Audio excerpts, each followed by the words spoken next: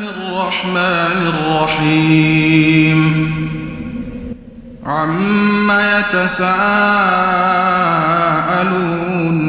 عن النبأ العظيم الذي هم فيه مختلفون كلا سيعلمون ثم كلا سيعلمون ألم نجعل الأرض مهادا والجبال أوتادا وخلقناكم أزواجا وجعلنا نومكم سباتا وجعلنا الليل لباسا وجعلنا النهار معاشا وبنينا فوقكم سبعا شدادا وجعلنا سراجا وهاجا وأنزلنا من المعصرات ماء ثجاجا لنخرج به حبا ونباتا وجنات ألفافا إن يوم الفصل كان ميقاتا يوم ينفخ في الصور فتأتون أفواجا وفتحت السماء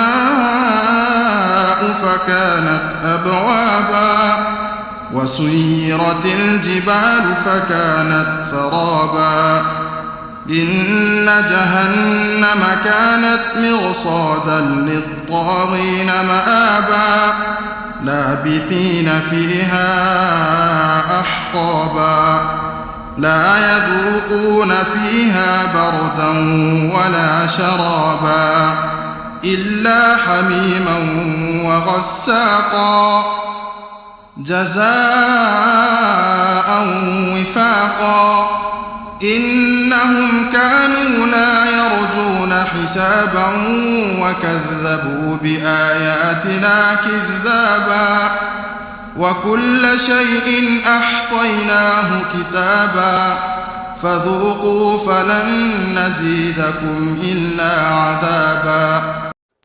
السلام علیکم سامعین، 14 ربیع الاول اور 18 ستمبر ہے۔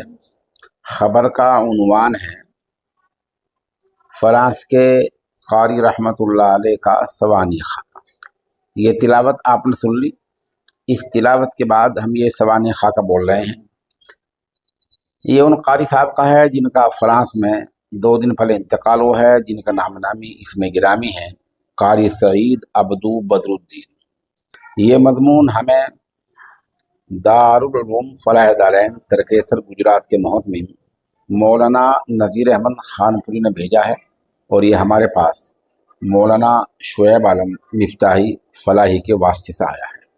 مضمون کچھ یوں ہے: آہ ایک اور قاری القرآن رخصت ہو گئی، جزیرہ مایوت اور جزیرہ ری یونین سوگ میں ہے، غم میں ہے۔ تلاوت قرآن اور قرأت قرآن کے ایک ستارے کے ڈوب جانے کا ماتم ہو رہا ہے جو بہت جلد رخصت ہو گیا۔ قاری سعید عبدو بدر الدین 1976 میں لباتور جزیرہ مایوت میں پیدا ہوئے۔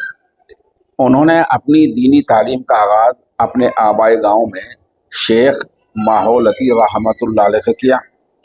7 سال کی عمر میں ناظرہ مکمل کیا اور بار بار پڑھا، یہاں تک کہ 7 بار قرآن پاک مکمل کیا، لیکن مرحوم یہ سمجھ رہے تھے کہ قرآن پاک حفظ کرنا ان کے لیے ممکن نہیں، اس لیے حفظ شروع نہیں کیا۔ پھر 1986 میں جب ان کی عمر 10 سال تھی، وہ جزیرہ ری یونین چلے گئے، جہاں انہوں نے دینی و دنیاوی دونوں طرح سے اپنی تعلیم جاری رکھی۔ پھر 15 سال کی عمر میں وہ تربیت کے لیے ہندوستان روانہ ہوئے۔ یہاں انہوں نے مادر علمی کی آغوش میں رہ کر وہ تعلیمات حاصل کی جس سے تمام مایوتی اور تمام ری یونین والوں کا سر فخر سے اونچا کر دیا۔ 1988 میں انہوں نے ساؤتھ افریقہ کا رخ کیا اور دارالعلوم زکریا میں 1 سال تعلیم حاصل کی، اور پھر دوبارہ ہندوستان فلاح دارین میں تربیت پائی اور فاضلیت کی سند کے ساتھ ساتھ قرأت حفظ، 7 ثلاثہ اور عشرہ کبیر کی سند بھی حاصل کی۔ 2001 میں جزیرہ یونین واپس آئے اور سینٹ پیئر کے مدرسے میں امام خطیب مقرر ہوئے۔ اسی تجربے کے دوران انہوں نے قرآن پاک حفظ کرنا شروع کیا اور 4 سال کی مدت میں مکمل قرآن پاک حفظ کر لیا۔ اس طرح انہوں نے عالم و فاضل اور قاری ہونے کے ساتھ ساتھ حافظ قرآن کی سند بھی حاصل کی۔ وقت کے تقاضے کو سامنے رکھتے ہوئے اپنے آبائی جزیرے سے محبت اور قرآن سے محبت کی وجہ سے قاری سعید عبدو نے سینٹ پیئر میں ایک مدرسے کی بنیاد رکھی، جس میں اکثریت مایوتی طلباء کی تھی۔ یہ 2017 کے آخر میں بنایا گیا تھا اور 2019 میں 50 سے زیادہ طلباء یہاں زیر تعلیم تھے۔ ہم یہ بتانا چاہیں گے کہ مکہ المکرمہ میں منعقد بین الاقوامی قرآنی مسابقے میں ممتاز کامیابی حاصل کرنے والے ری یونین کے نوجوان طلباء میں اکثر قاری سعید عبدو کے شاگرد ہیں۔ قاری صاحب نے امامت کے ساتھ ساتھ اور بھی مختلف موضوعات پر ملی، سماجی اور اخلاقی اعتبار سے بہت کام کیے ہیں اور کئی نوجوانوں کی زندگی کی تبدیلی کا ذریعہ بنے۔ اللہ پاک ان سب کو ان کے حق میں صدقہ جاریہ بنائے۔ قرآن پاک کی اس قابل فخر خدمات کے بعد 48 سال کی عمر میں اپنے آبائی گاؤں لاہور میں اس دار فانی سے کوچ کر گئی۔ انا للہ و انا الیہ راجعون۔ اللہ ان کو انبیاء، صدیقین، شہداء اور صالحین کے ساتھ اپنے عظیم الشان جنت الفردوس میں داخلہ نصیب فرمائے، درجات بلند فرمائے، پسماندگان کو صبر جمیل نصیب فرمائے۔ آمین ثم آمین والسلام مع الاحترام۔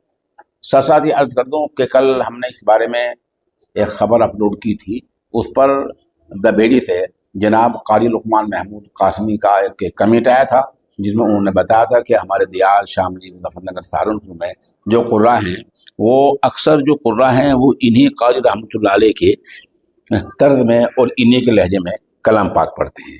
درمیان میں جو ویڈیو اور تصاویر آپ دیکھ رہے ہیں یہ مرحوم کی تدفین کی ہیں۔